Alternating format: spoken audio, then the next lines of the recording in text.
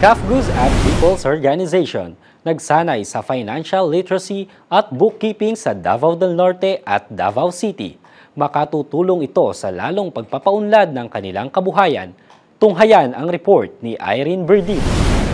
Isang komprehensibong seminar sa financial literacy at bookkeeping ang inihandog ng pamahalaan para sa mga miyembro ng Citizens Armed Forces Geographical Unit o CAFGU Active Auxiliary at People's Organization sa Santo Tomas, Davao del Norte at Paquibato District, Davao City. Bunga ito ng pagtutulungan ng Alpha Company ng 56 Infantry Tatag Battalion Philippine Army at ng Department of Trade and Industry. Ang isang araw na seminar ay nagtampok ng mga praktikal na aralin sa wastong paghawak ng pinansyal, pagbuo ng budget, pag-iingat ng mga talaan at mga pangunahing prinsipyo ng bookkeeping. Sa pamamagitan nito, mas mapapahusay pa ng mga CAFGU at People's Organizations ang pamamahala ng kanilang negosyo at magiging mahalagang instrumento ito sa pag-angat ng kanilang pamumuhay. Ang tagumpay ng seminar ay isang patunay ng epektibong ugnayan ng pribadong sektor, militar at pamahalaan sa pagkamit ng inclusive growth at sustainable development. Mula dito sa Santo Tomas, Davao del Norte, ako si Irene Berdin, ang inyong pamilyang kaugnay.